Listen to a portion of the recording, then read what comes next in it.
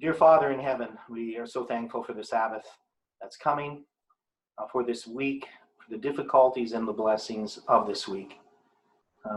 We pray, Lord, for this movement, for the leadership, for the people, for the souls that struggle in various ways. And we know, Lord, that you have a purpose and a plan, and that you want us to be a part of it. Help us to yield to you, to yield our will to you, and to allow you to work out your perfect will. Forgive us for our sins, the words that we say sometimes without thinking about the consequences. Help us to always be aware that we need to speak as Christ, to be Christ-like in all that we do. We pray for each person here that is studying. We ask that your Holy Spirit can speak to our hearts and that you can teach us, that you can be our teacher, and that you can lead us so that we can bring others to you. Thank you for each person, and thank you for the truths that you have filled our heart with. And we pray in Jesus' name. Amen.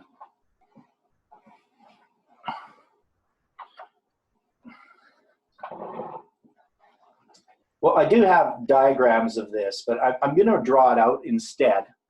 One is the diagram is rather busy. It's not it's got a lot of information in it, and it would be too much to look at. But I do have it on my other computer here, so I can look at it because I can't remember all these dates. So I haven't really presented this study since November last year, and the time before that I presented it was November the year before. So yeah, I might be a bit rusty on some of the details and some of the reasonings, but we'll just go through it slowly. So what this study was, so last week we did a study on the Civil War, and that's where Heidi and I had started, is we had looked at the Battle of Manassas, Ellen White's vision regarding that. We saw that there was these three visions, and we saw that they were part of a structure that you could put into a line based on the dates that are given there. We could see there was a time of the end, there was the first day of the first month, there was midnight, and there was the midnight cry, and we could even put the Sunday law in there. Now, if you remember from that study, there was this feast, or days of prayer and fasting, and feast days that were connected with the Civil War. And this is why we ended up studying these, because we found that there was some great significance that Ellen White was talking about these feasts. And so we started doing a study on Thanksgiving, on American Thanksgiving, and learning about it. And I don't remember all the details, and some of them are fuzzy in my mind. But the one thing I do remember is that Abraham Lincoln, when he introduced a Thanksgiving during the Civil War, that Thanksgiving was November 26th, 1863. And it was the second time that a Thanksgiving was on November 26th. The first Thanksgiving, like American Thanksgiving, I believe it's the fourth Thanksgiving of November. And the first time that it was fourth week of November. Yeah, the fourth week, pardon me, the fourth week, or the fourth Thursday is what I meant to say. The fourth Thursday of November is Thanksgiving. And the first time that it was a Thursday in November, the fourth Thursday, was under George Washington. And that was November 26th, and I have it here, November 26th, 1789, I believe. I'm just going to look this up. No, it was November 28th. So I got my notes here. The Thanksgiving and National Day of Prayer was proclaimed on November 5th, 1782. So I'm just going to put these up here. So this is about Thanksgiving.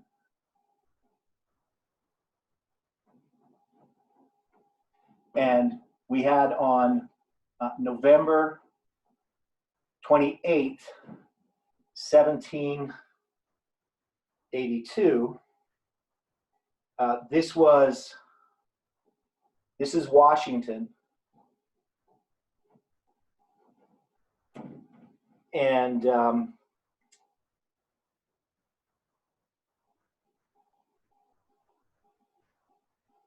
I don't even think that was Washington.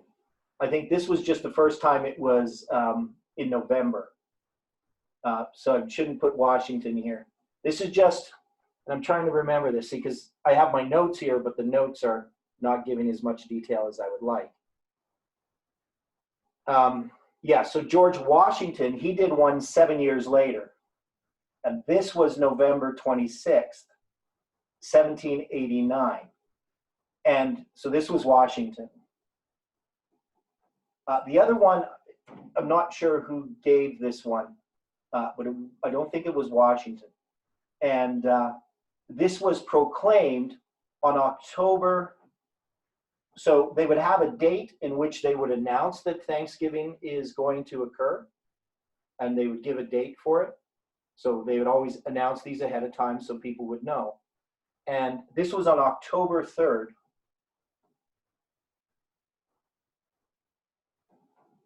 That it was, the proclamation was made.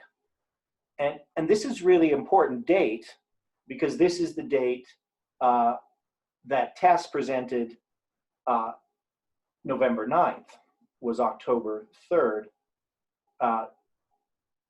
October 3rd, 2018. And so she proclaimed November 9th, 2019. So I thought there was significance in that. Now, and so we have this. Now here he has it, so this is Washington proclaiming this, and we have an interesting parallel that we had November 26th, and this is in 1863.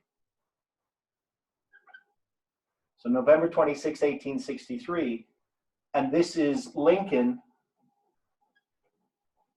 and this was also proclaimed on October 3rd.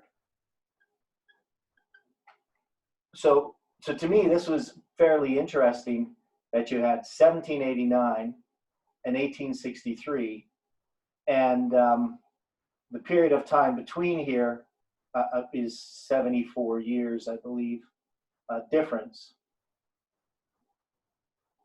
if I'm doing my math right. 74 years. And the reason, let me see, how does that work out? And this seemed kind of odd, you know, that you would end up having a Thursday, again being the 26th. Now, ever since this Thanksgiving has continued to be on the fourth Thursday in November. So Lincoln, from the time in 1863, that's when this became permanent. But the thing is, we can connect Lincoln with Washington. So when Washington made this proclamation, it didn't happen every year. You would just randomly have these days of prayer and thanksgiving. This one, I can't remember specifically what the reason was. I have written it down somewhere. And you can look these up. These are very interesting. I'm trying to remember who did this one. I know it wasn't Washington. It could have been Thomas Jefferson or somebody like that. But this was Washington and this was Lincoln. And so the similarity of these dates, they caught our attention, and we started realizing, well, this was the Revolutionary War, or after it, or part of it, I guess.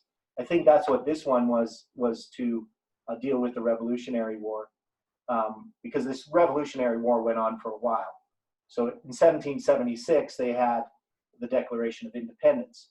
And so there's a lot to do with this American history that we've never really addressed. Jeff has tried to address it at different times, but it always gets buried. Something always happens that draws him away from it, or people don't really understand it.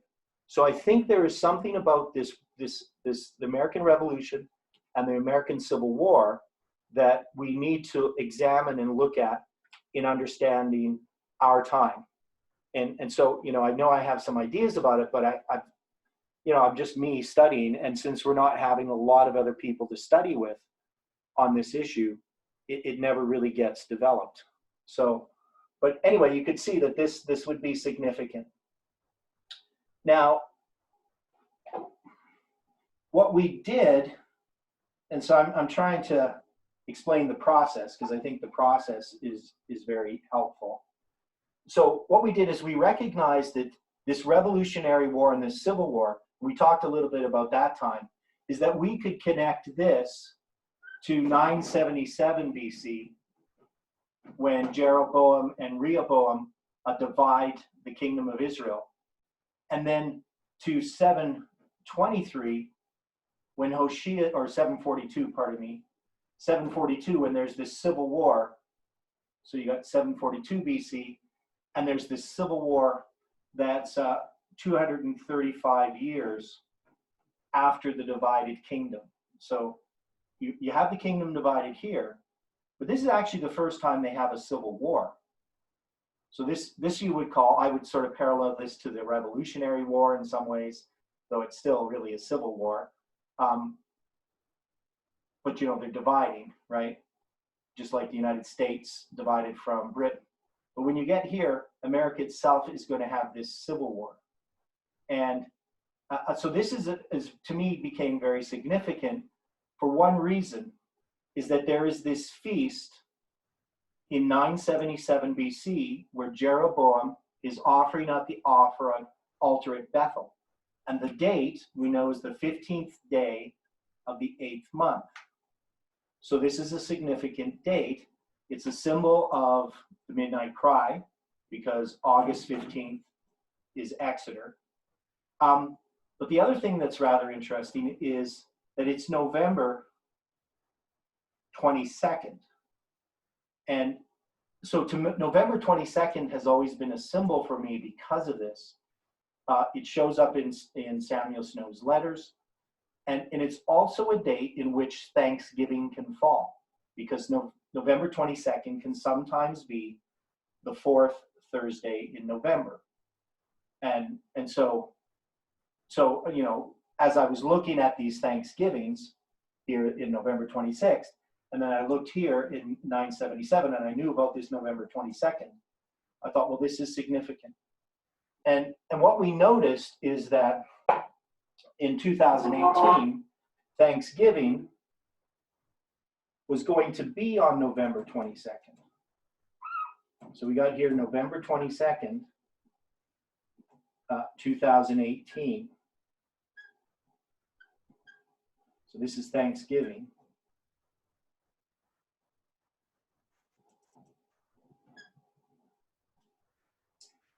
And so just to me, from that point of view, I thought, well, here we have a November 2nd, and here we have a November 2nd. So then I put these two November 2nds together, and I wanted to understand if they were connected. Or November 22nd, pardon me. So 977 BC. And we can see that this is a counterfeit Day of Atonement. So it's a counterfeit feast day or fast day, depending on how they looked at it. We don't have a lot of details about how they kept this day, other than Jeroboam was offering at the altar in Bethel. And of course, he's a king and he's operating as a priest, so it's a mixture of church and state. And when we put this down here, we know that this is this type of Thanksgiving. It's a type of counterfeit feast day. And we could see in American history that they have these government proclaimed days of prayer and fasting and Thanksgivings that existed throughout their history, going back even the year after the Mayflower came. They had government proclaimed ones. The Thanksgiving with the Mayflower was just something that happened spontaneously, but they would actually have these days of prayer and fasting at the colonies as well. They would be proclaimed by some government official. So we had here then this Thanksgiving in 2018, and we're connecting it here. So the thing is, I wanted to know how I could connect them, and what I knew is that we had some other histories in here. So we have this one, so this up here, I'm going to put here. So we have 742 BC. And if I compare this as being the Revolutionary War and the Civil War, well, then I figured I could take American history and I could put the Revolutionary War and the Civil War here. But I wanted to know how they were connected. And to me, one of the ways that I connected them was through chronology. And so we already noticed this is 235 years. Now, what people don't know when they look at this number is they don't know what it symbolizes.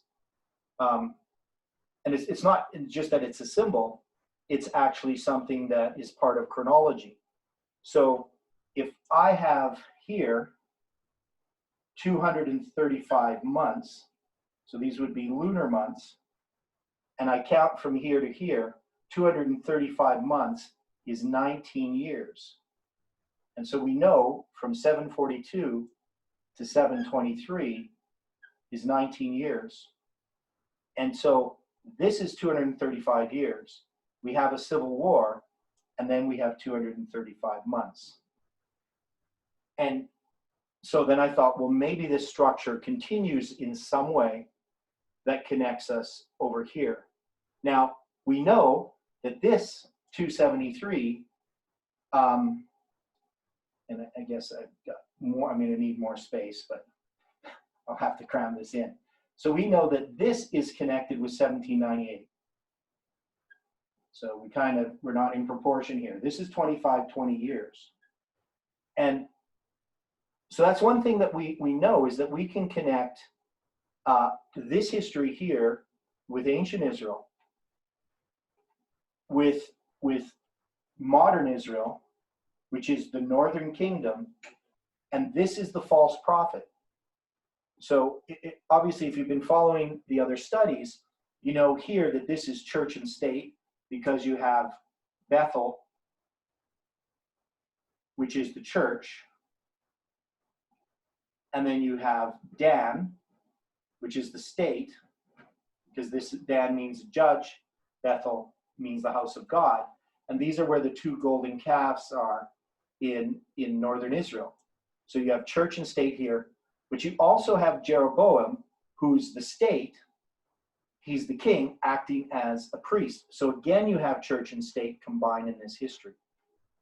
And so what we have is a kind of a prophetic mirror, is the way that I look at it. This 2520 here is going to connect us here, and we should see then a prophetic mirror on this side.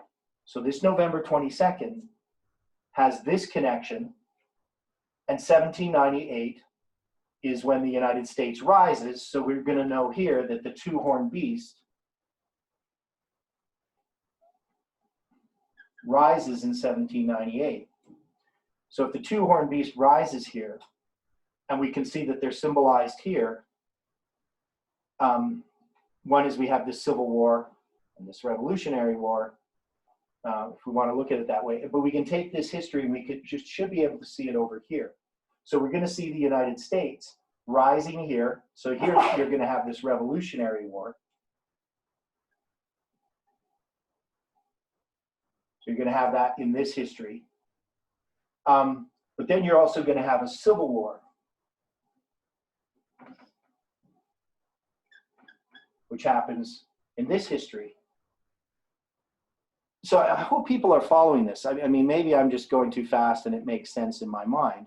So if people can say that this makes sense or it doesn't make sense, it'd be very helpful for me. Is this making sense what I'm doing?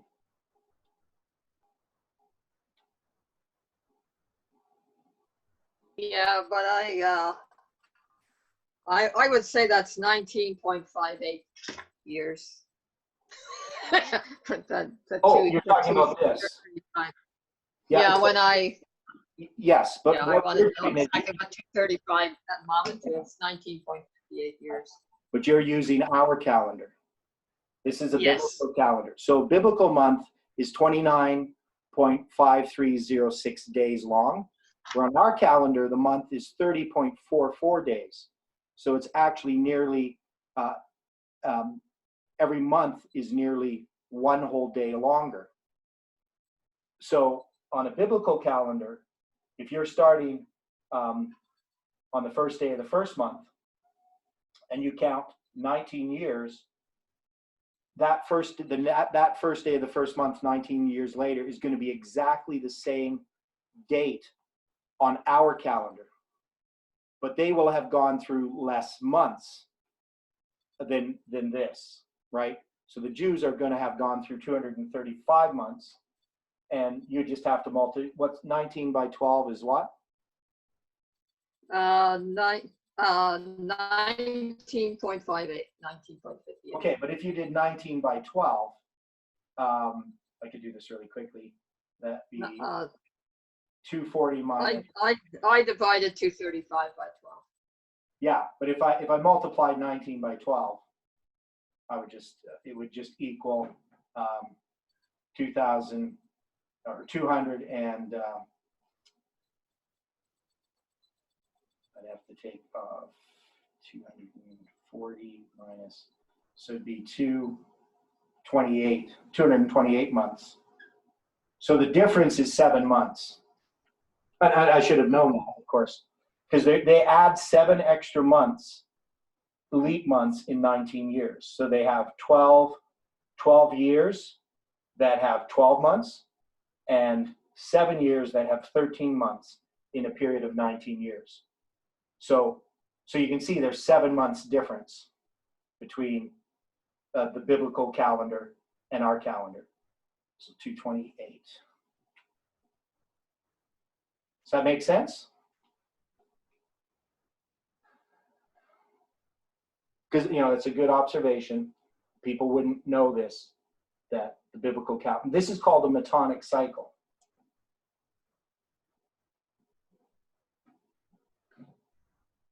Technically, it's 6,940 days. It's actually 39 point something days, but it works out pretty much, 235 months of 29 and 30 days will work out to 6,940 days. So that's 19 years. But the point is, we have 235 years here. Then we're followed by 19 years, which would be symbolically 235 months. And so I could take this number and see that there's a significance in it, in this part of it. So now I'm connecting this history in a way that we never connected it before. We knew about the 19 years, but we didn't see that the 19 years also connects this history to 742 to 723. So does that make sense? That symbolically they're connected. This Revolutionary War or Civil War is connected with this Civil War by 235 years, which symbolically is then followed by 235 months until the kingdom of Israel falls, when Hoshea is taken captive. So the 7 times starts there. And then we know, of course, we're connecting literal Israel here, which is northern Israel, to the United States here by this 2520. So this is the rise of the 2-horned beast. It's church and state, republicanism and Protestantism. And they're separate, right? So even though it's a 2-horned beast, it has horns like a lamb, but it's going to speak as a dragon. So it's going to mix church and state together. And that's what we saw back here, was church and state. But here they were operating together in a way they're not supposed to. But when we get here, we now have church and state, and they're operating correctly in 1798. There's, at least for the most part, we can see that they're going to have these Thanksgivings, and they still have God involved. So there is some mixture of church and state, but they recognize as a principle the separation of church and state. So, but now we're going to deal with this other history in a bit more detail. Now, there's a lot of history here. And Jeff has touched some on some of it, but there are dates that we look at in American history.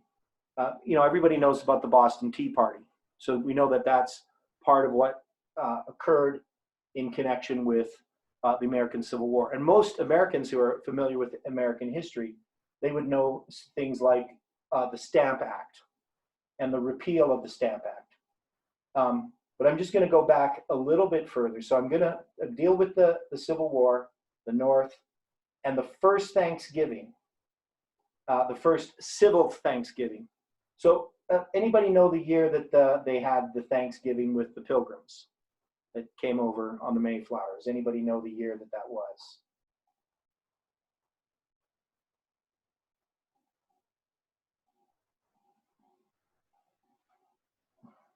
Because this is an important part of Oh, I know it must have been 16 something, but I'm sure I knew at one point in my life. Yeah. I mean, I lived in the US for over 4 years. Yeah. So it's 1620 that they left the United States, or they left let me see, where is it here? I have the history.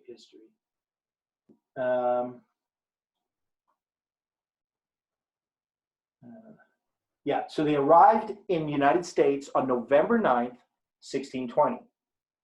And this was a very significant date that they arrived, obviously, especially when we were back at the camp meeting in 2018. Elder Jeff did a study on this. So he presented this idea about the Mayflower, and he made some connections that sort of had been forgotten about.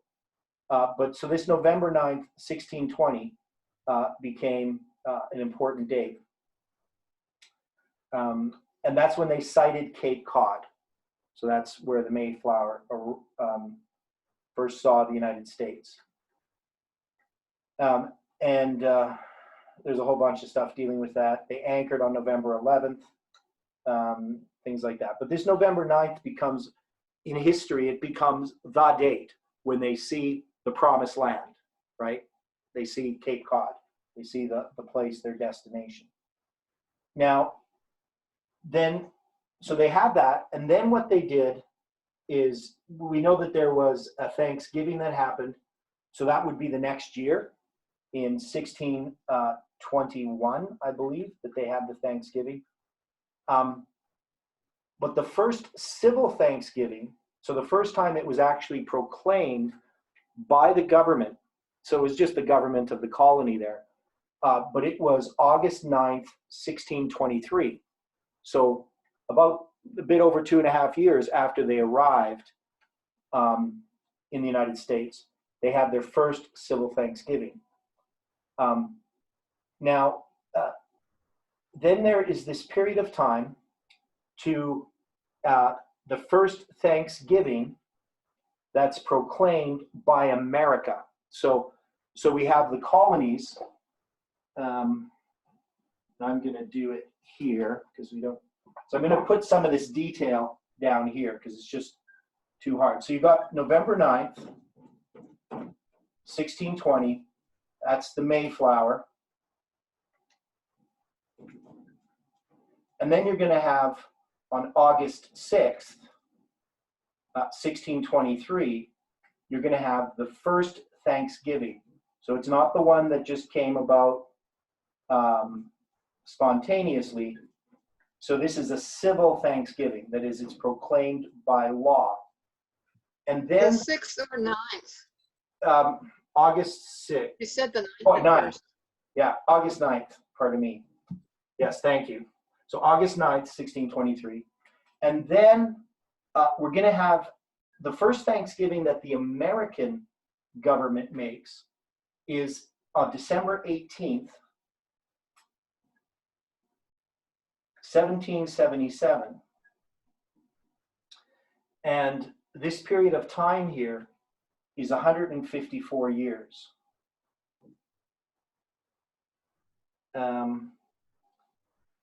Just see here.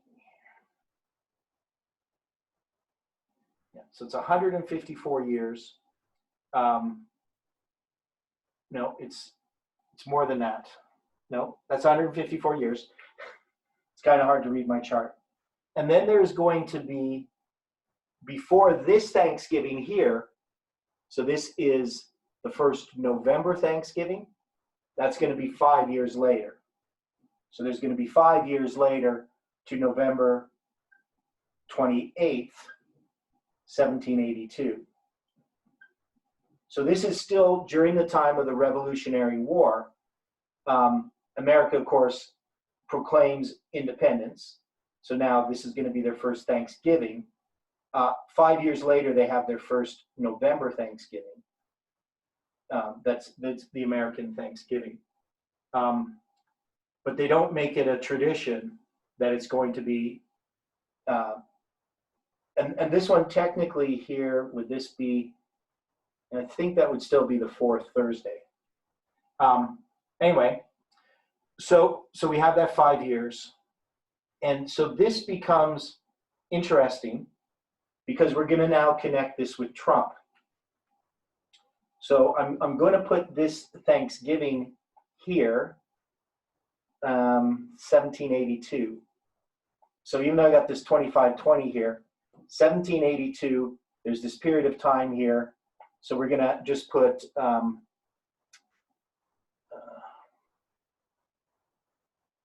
Thanksgiving. So this is Thanksgiving in 1782 is in here. So that's going to be 16 years before 1798 that the Americans first have this Thanksgiving in the right time of year. But it's then going to also occur, so I don't have a, here, I'm going to get rid of this under here. I'm going to do this way. Put these Thanksgivings under. So you got the first Thanksgiving in 1782. We'll call it the first right time of year. And then you're going to have 7 years later, you're going to have the second in 1789. So this is this one up here. And that's going to be Washington. So Washington's going to give this Thanksgiving here. And the one in 1782, I'm pretty sure it's somebody like Thomas Jefferson. And then you have 7 years later, you have Washington proclaim it. Because Washington had at different times been the president. I'm not sure how that all works. I'm not 100% expert on American history. But I know Washington was the one here. And then what you're going to have is you're going to have, and I'm just going to kind of skip past Lincoln here for now, but I'm going to go from here and I'm going to go to Trump. So from here to here, we're going to have another Thanksgiving, and this is going to be Trump's first Thanksgiving. So Trump was elected in 2016, but his first Thanksgiving was in November 23rd, 2017. So this is Trump. And so Trump's going to make a Thanksgiving proclamation earlier, and they always make the proclamation. There's a whole bunch of ceremonies connected with it. There's one where they have a turkey, and they release this turkey. So they release it from bondage, basically, and so that turkey gets to go free. They eat some other turkey, but there's always this turkey that's released. And I should know more about this because Jeff was really, that was the thing that he really focused on, was the releasing of turkey. And what is turkey? You know why turkey's called a turkey? Anybody?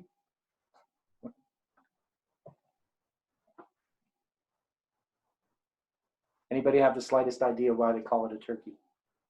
Does it have something to do with the nation of Turkey? Yes, it's actually a turkey fowl. And it's called a turkey fowl. And I'm not sure how the connection was made, whether it was actually taken from Turkey or whether it looked like a bird that was in the country of Turkey, but it's called a turkey fowl, and it's named after Turkey. So it's named after the country of Turkey. So the idea of releasing, or because you have a restraining and a loosing that happens in our lines with Islam. Islam can be restrained or loosened. So this would be that the turkey is restrained, and then it's going to be loosed. Does that make sense? Right, because the turkey's caught, it's raised, it's restrained, and then it's going to be loosed. And so this turkey symbolizes Islam. And this was the part that Jeff really liked and that he focused on, was this ceremony that happens in connection with Thanksgiving. So to him, this was significant. Now, of course, the first time this occurs is in 2017. So 2018 is not the first time that you have a Thanksgiving with Trump. And I put him as Trump. So there's some significance regarding this and how we resolved it. I'm not going to go into detail. But also I know that 2017 is an important year. And there's a lot more happening in 2017 than regarding our message and regarding what's happening in the world than we realize. 2017 is an important year. And it's also a symbol because one thing about 2017, if I wrote this 217 BC, you would see this as the Battle of Raphia, which happened on June 22nd.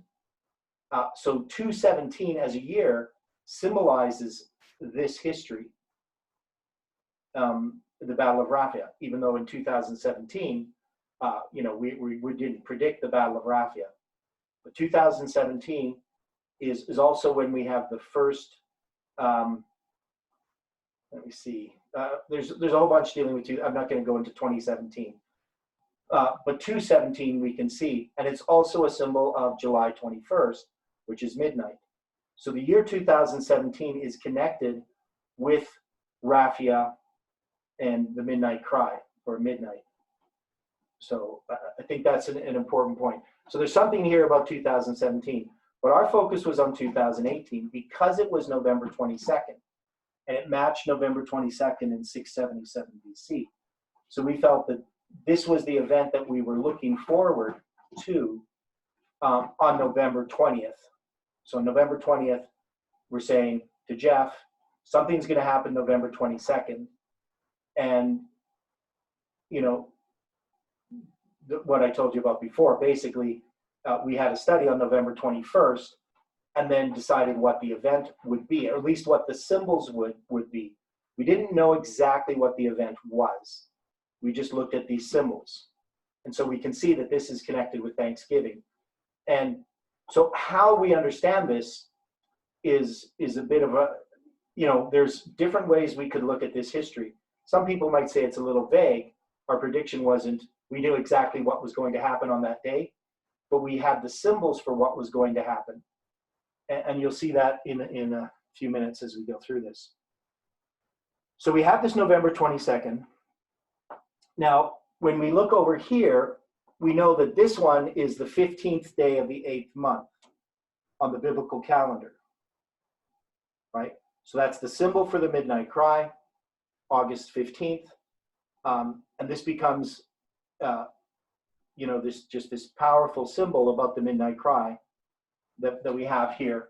Now, when I looked at November 22nd, the date here was on the biblical calendar, the 12th day of the 8th month on the biblical calendar. So it's not the 15th day of the 8th month. There would have to be 3 days here to November 25th, 2018. And that would be the 15th day of the 8th month. Now, at the time, I had tried to work out this, and I wasn't absolutely certain about the biblical calendar. It was because there are different ways to do it. And here I didn't have, when I did this, I did it like on November 20th, and we didn't have the calendar converter program. And so I was a little bit uncertain whether this was the 13th and what these dates were. So later on, I figured it out more accurately. But I just didn't have time to do all the mathematical calculations to figure this out. I just quickly said I thought that this was the 12th day of the 8th month, or the 13th day of the 8th month. I might have initially thought it was. So we have this November 22nd, and we have November 25th. But we were focused on November 22nd because of this here. So I thought November 22nd is the important date, even though the 15th day of the 8th month is over here on November 25th. Now, the other thing that I needed to bring out, we have these 235 years here, right? So we have 235 years from 977 to 742 BC. And when we go to 1798 and we count, no, not to 1798, to 1782. So we get to this, this date here. So we get to this first Thanksgiving, and we count to Trump's first Thanksgiving. So we go from here. I don't know how to do this, but I'll go here. So we go from here to here. This is 235 years. So this is the first American Thanksgiving that's at the right time of year. It's in November. And so when we get to this November here, November 23rd, 2017, this is Trump's first Thanksgiving, and it's 235 years. So we thought that that was significant.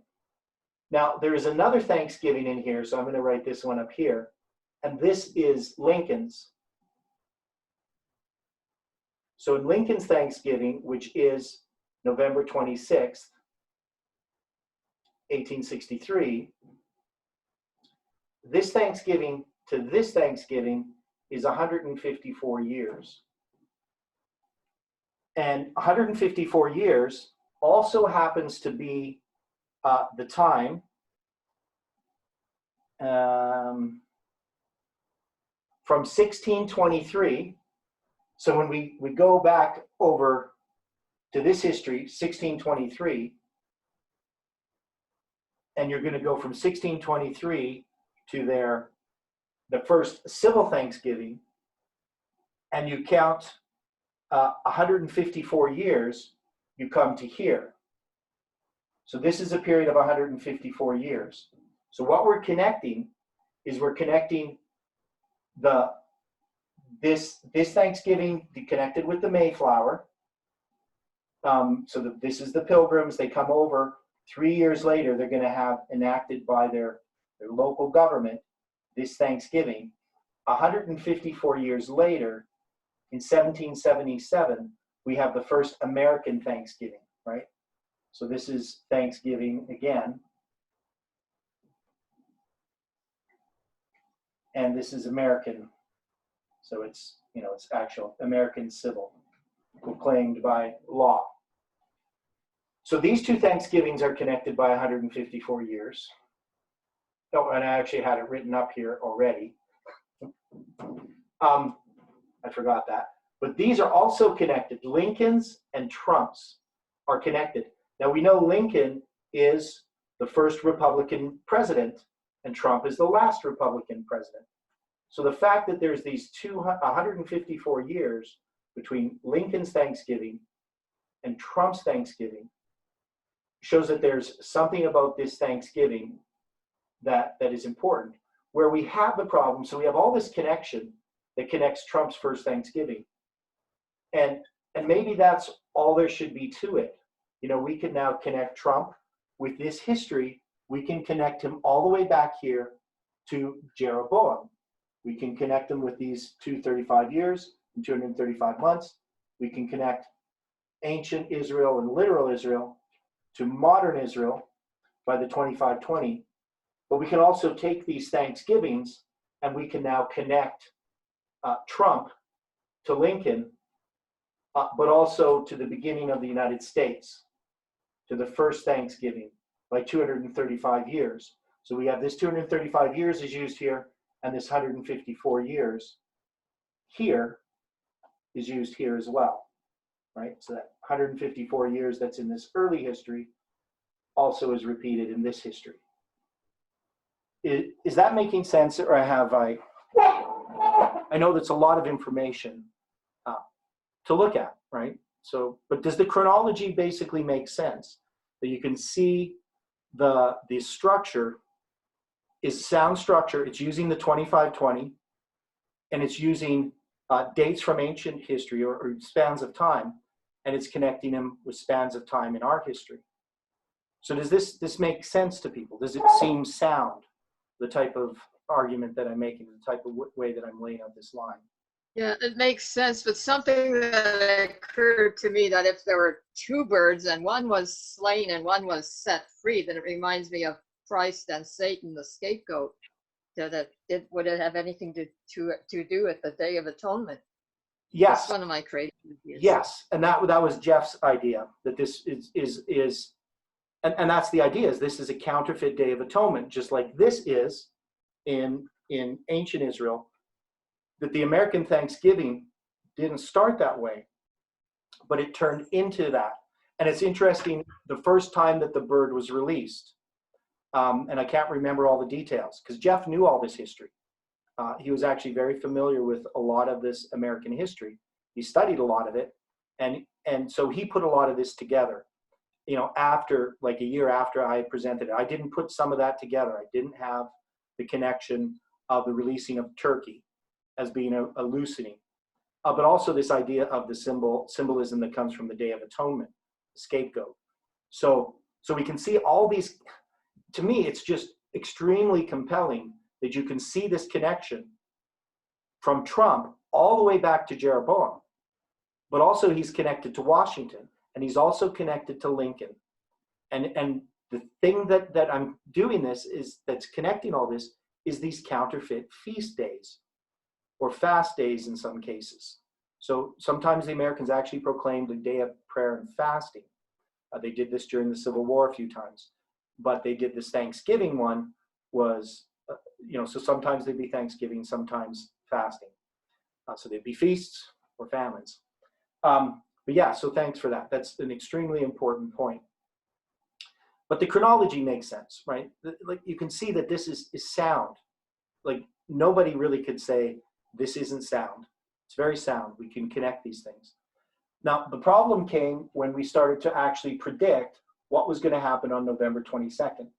So even though we had this November 23rd, and we could just stop there, we could just say, we've now connected Trump back to this history, but we were on November 20th and 21st saying that there must be something that's going to happen on November 22nd. And maybe on November 25th, because it's the 5th day of the 8th month. So this is really where our study started. We said the end and the beginning have to be connected. And so what we did is we looked at the beginning. So let's turn there to the beginning, to Jeroboam. And I know we're all familiar with the story, but there might be people, if I put this one up, which I think I will, put it up. I'm thinking of it anyway. I'm not 100% certain. But if we go to, it's 1 Kings, and you need to go to chapter 12 first. In 1 Kings chapter 12, and I'll bring this up on the screen. I'll share the screen so you can see this. Oops, that's music. That's, let me see here. Oh, it's up. It's going to show up here properly. Yeah, just that's okay. So we have the reasoning. So this is such an amazing story to me. All the stuff that's hidden in this story. So we start at verse 26. And Jeroboam said in his heart, now shall the kingdom return to the house of David.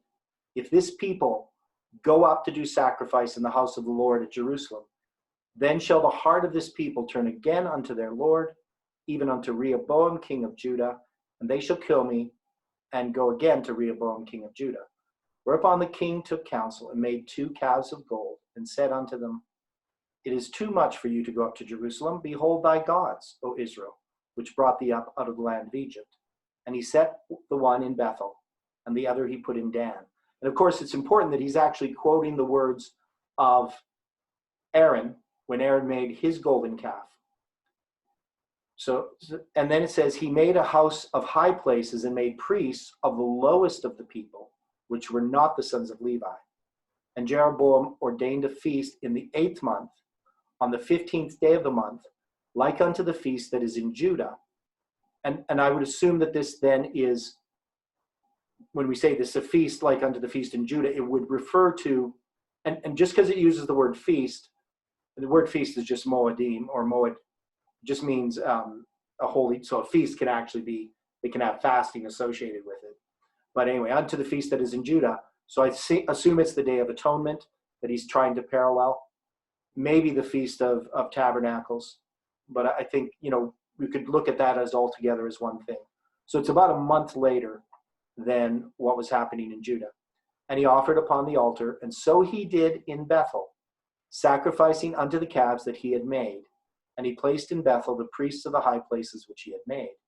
And so he offered upon the altar, which he had made in Bethel, the 15th day of the 8th month, even in the month which he had devised of his own heart, and ordained a feast unto the children of Israel. And he offered upon the altar and burnt incense. So you can see this is on the 15th day of the 8th month that he's doing this. And when you start in chapter 13, this is where the man of God comes out of Judah unto Bethel, and Jeroboam is standing by the altar to burn incense. So we know it's on this day that this happens. It's on the 15th day of the 8th month. And he cried against the altar in the word of the Lord and said, O altar, altar, thus saith the Lord God, behold, a child shall be born unto the house of David, Josiah by name. And upon thee shall he offer the priests of the high places that burn incense upon thee, and men's bones shall be burnt upon thee. Right? So we know that story. And that's what Ezekiel uses. So Ezekiel, who typifies this movement, Ezekiel uses this prophecy in 1 Kings 13 and its fulfillment in 2 Kings 23 to start his prediction with the 390 and the 40 days about the destruction of Jerusalem. So you could see why I think it's important that this movement go back to this history and understand it. Because if we're going to understand our prediction, or what we're predicting, we need to understand this history. And so, this has somewhat been not understood, as I talked about earlier before we started the study, is that, this study has never been really presented. It's never been recorded. It's never been put online before for people to look at. I have pasted it on Facebook, just, the charts and a little bit of a study. I don't even really have a paper on it per se. I do have a paper on the American Civil War, which is online, but I've never put this online before. So on November 21st, we met together and we studied this. So the day before November 22nd, we had a study and we wanted to understand by looking at this beginning. Now, and then what we have that's important here is, well, I'll just read a little bit here in verse 4. And it came to pass when King Jeroboam heard the saying of the man of God, which he had cried against the altar in Bethel, that he put forth his hand from the altar, saying, Lay hold on him. And his hand, which he put forth against him, dried up, so that he could not pull it in again to him. So what we have here is what I would call a restraint. And this is the words we use. We said that this is a restraint that is going to happen, because that's what happened. Is his hand is now restrained, right? He wants them to restrain the prophet, but the prophet restrains the king. Okay, so this is, I think, is important. And then it says in verse 5, the altar also was rent, and the ashes poured out from the altar, according to the sign which the man of God had given by the word of the Lord. And the king answered and said unto the man of God, Entreat now the face of the Lord thy God, and pray for me, that my hand may be restored again. And the man of God besought the Lord, and the king's hand was restored him again, and he became as it was before. So we can see that his hand is restrained, and the way the language that we had on November 21st is that it's loosed. And so our idea of this is that somehow Trump would be connected with a restraining and a loosening that was going to occur. Now, does that make sense to people, what I just said? That there's going to be a restraint and a loosening. And we know that this is connected with Thanksgiving, where there is a restraint and a loosening of a turkey. And this was the thing that Jeff focused on when I presented the study in 2019, is he says, well, that makes sense. But that wasn't what we predicted. Like, I didn't say, well, I think that Trump is going to loose the turkey. And I think that actually would have happened on the 20th. So I think the ceremony happens a couple of days before Thanksgiving. And so, you know, for me, that wasn't sufficient, that there had to be some external event or something in which Trump was going to restrain Islam or somebody. Maybe it's a battle between the king of the north and the king of the south. Maybe it's, you know, something to do with Russia. We had no idea. But all we had is the symbol of the restraint and the loosening. His hand being restrained and his hand being restored. So that's a restraint and that's a loosening. Does that make sense to people, what I said there? Is that, would you think, or how would you understand that if you were going to look at this? Would it be logical? I mean, I guess that's the first thing we would ask. Is this a logical way of interpreting these symbols, or is there something else that we maybe haven't seen?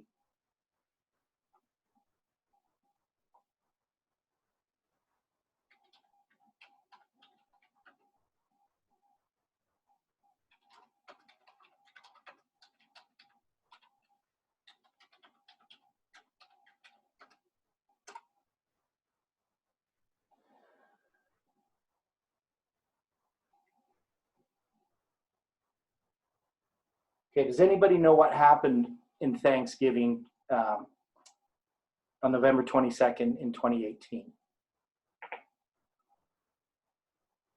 If you don't have any thoughts on whether this makes sense, this restraint and loosening.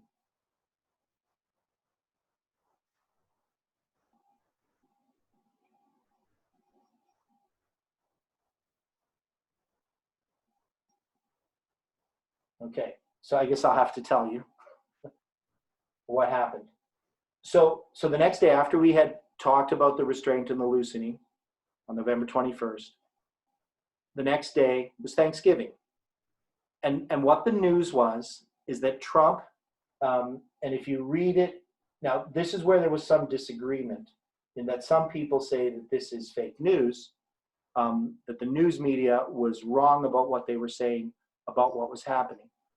But there was a restraining order that was put on Trump. And this restraining order was actually put on Trump on Monday. And this restraining order was addressing the crisis that was happening at the Mexican-American border. So you should all remember that.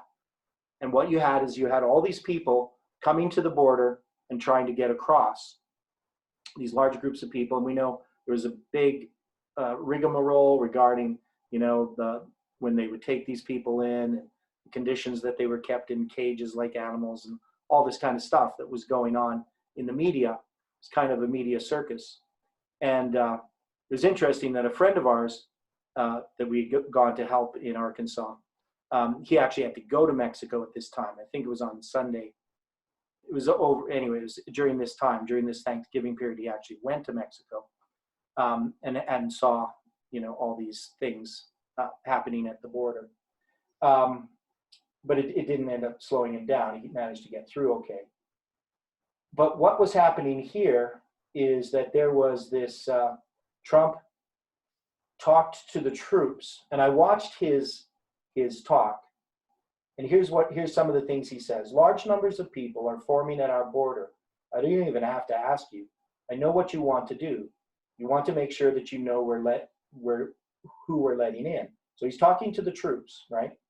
And we're not letting in anybody essentially because we want to be very, very careful, Trump said.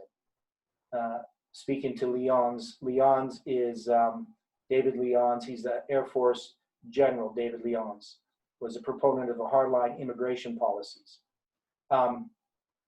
You're right. You're doing it over there. We're doing it over here. And Trump brought in another familiar airing of grievances as he complained over the phone to the general that the Ninth Circuit Court of Appeals has become a big thorn in our case. It's a terrible thing when judges take over the protective services when they tell you how to protect your border. It's a disgrace. So what they're talking about is this restraint that's been put on Trump regarding what he can do at the border. Earlier this week, a judge from the North District of California, where cases get appealed to the Ninth Circuit, issued a temporary restraining order blocking the Trump administration from barring migrants who cross into the U.S. illegally from seeking asylum. So that means he couldn't bar them from coming across the border. So what we see is the Trump hand is restrained. And this to me was very clear. Now, some of the people who were at the study that we had on November 21st, they didn't see this as being what we had predicted. And it's true, we didn't actually predict an event. The only thing that we had said is that Trump, his hand has to be restrained because Jeroboam's hand is restrained. And then we said, well, his hand would be loosed. So what I didn't have here on November 22nd was a loosening of Trump's hand. So his hand wasn't loosed, we just had a restraint. So what happened next was what happened on Sunday. So when you look at this line here, remember we had November 22nd, which is the 12th day of the 8th month. This symbol comes from 977. But in 977, we also have the 15th day of the 8th month. So the 15th day of the 8th month is November 25th, which was the Sunday. So this was a Thursday. Friday was the 23rd. The 24th was Saturday. And November 25th was this next event. And so I'm going to have to put this in.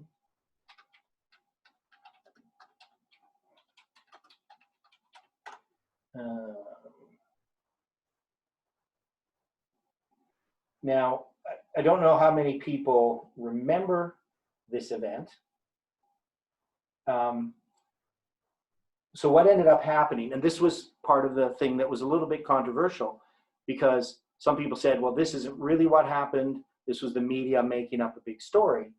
But in this story, here, I'll just bring this up. I should have shared the other one too, instead of me just reading it.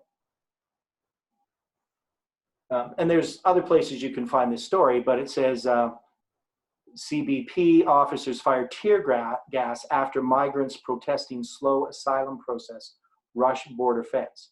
So even though there's this restraining order on Trump, his hand is now loosed. The hand of the military is loosed, and they actually fired tear gas at these migrants who are trying to get across the border, and also reports they shot rubber bullets and things like that. So the American military was involved in these actions to some degree, but it's Trump's hand is loosed. And it says in this caption on this picture, migrants run from tear gas launched by U.S. agents and photojournalists covering the Mexico-U.S. border after a group of migrants got past Mexico police at the Chaparral crossing in Tijuana, Mexico, November 25th, 2018. So to me, this is how I understood the restraint and the loosening, that it had to do with Trump himself. Where Jeff focused upon the turkeys and the restraint and loosening that happened with the turkeys, on with Thanksgiving. But for me, because these two symbols, these are the dates that I had marked, this to me seems like the more logical fulfillment. I didn't, press my point, because that's how I see it, right? So I see it this way, and I haven't really, pressed my point on this. I've just, because I know that this chronology all is important. And so, somebody could argue we can just go to November 23rd, 2017, we can connect them. But it's these two dates in 2018 that to me are the most, and the actions, whether, their media gets the stories right or not, Trump definitely had his hand restrained on Thanksgiving when he's talking to the troops. And his hand obviously had been loosed on November 25th when the Americans fired tear gas and rubber bullets and basically ignored this restraining order, right? Because they have a restraining order. They're not supposed to stop people from crossing the border.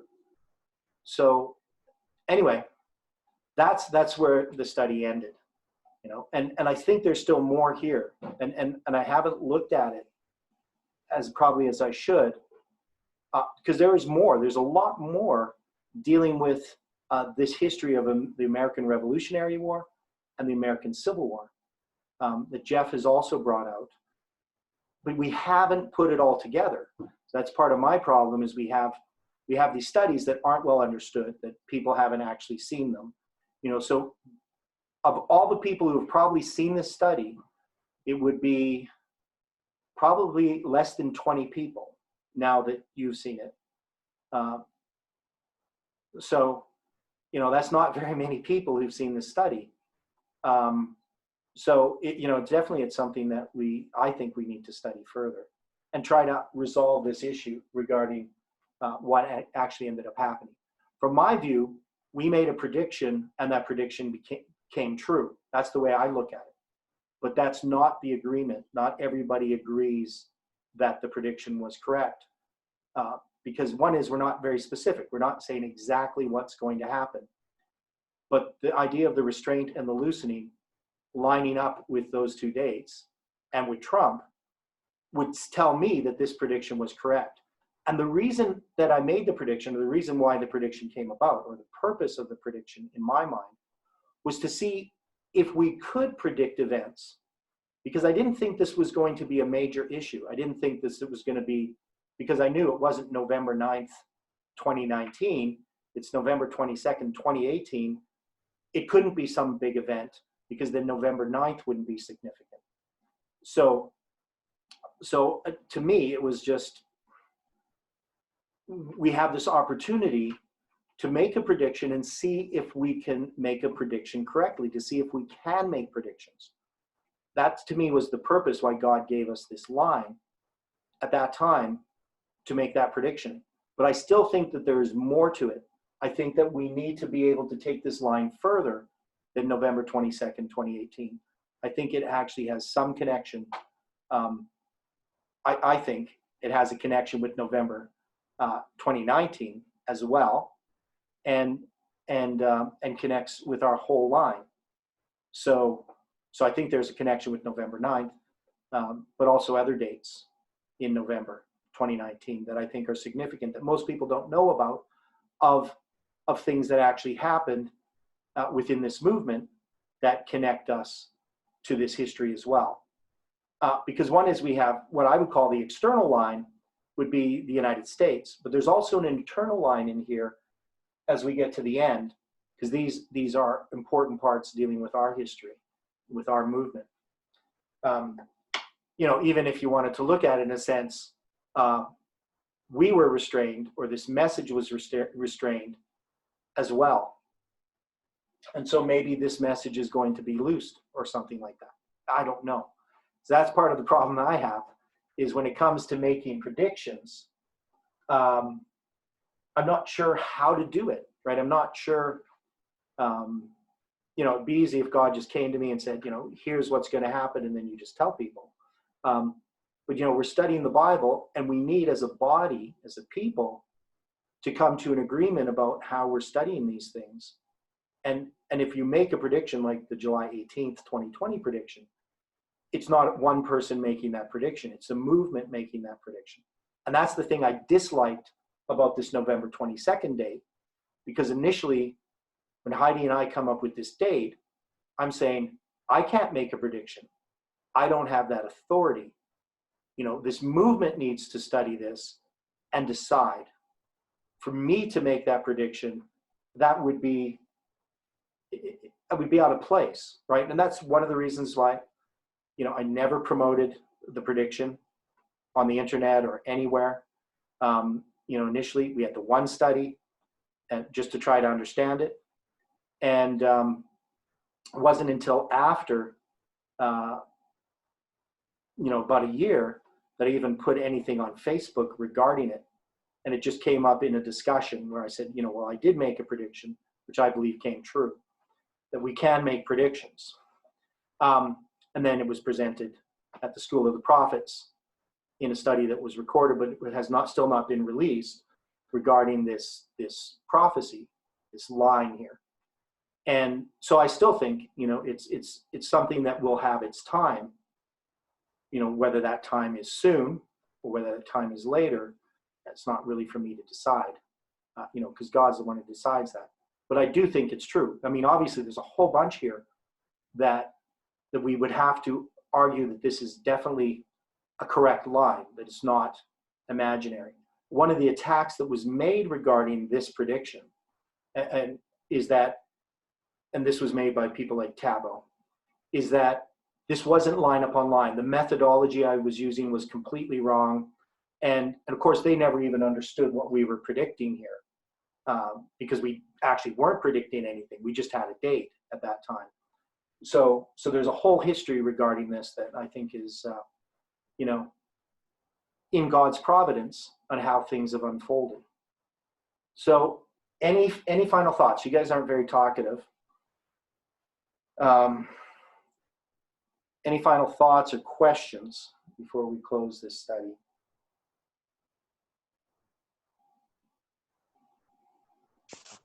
Well, I liked it. I thought it makes sense.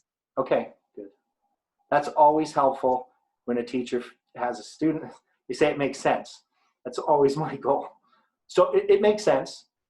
Do you think that there is, that I'm not off base, that there should be more here, that this is incomplete? Do you see that? Yeah, I think there's more here. I was thinking, well, if there's supposed to be a Thanksgiving this year, then it could be preempted because of the Nashville, whatever's going to happen. And then I was thinking, well, that would bring us to the forefront because these people, the Present Truth movement or whatever they're going to call us, predicted this, therefore they must be aligned with Islam and Russia.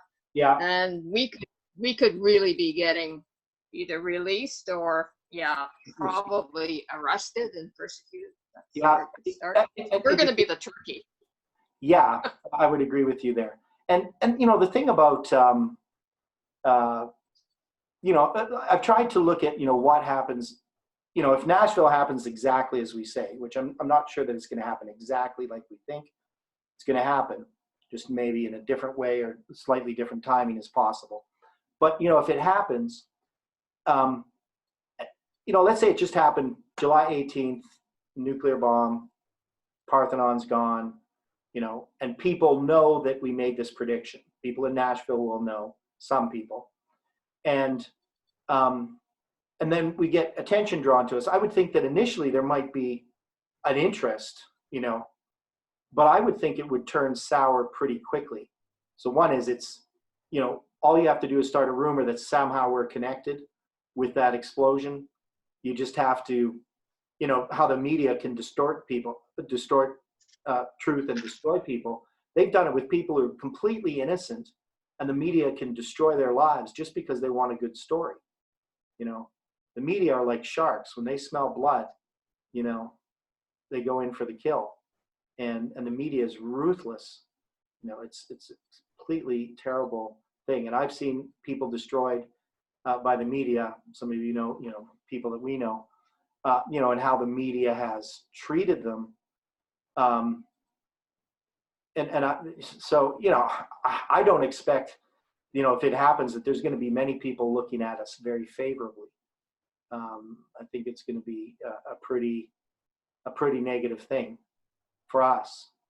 You would think it would be this wonderful thing. It's the message is empowered and people all be soaking in, everything we say. But actually, I think it's going to be very, very difficult for us. We're going to have very difficult circumstances in trying to get our message to the Levites. People will seek us out who really want the message, but it's going to be really difficult, I think. So anyway, that's my thoughts on that. But anyway, that's the end of the study. So we can close with prayer, and then we can talk a little bit if you want. Let's pray.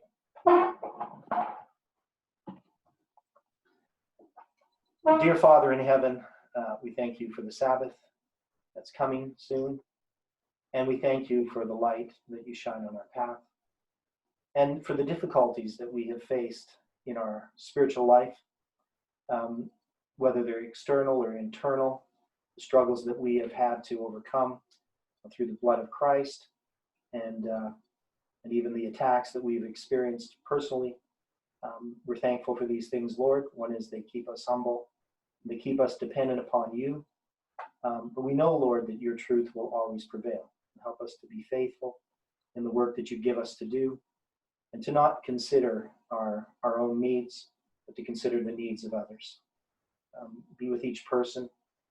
Be with this movement for the trials that we are facing even now as we struggle with ourselves. We ask, Lord, that you can continue to work in our lives, and we pray in Jesus' name. Amen. Okay, so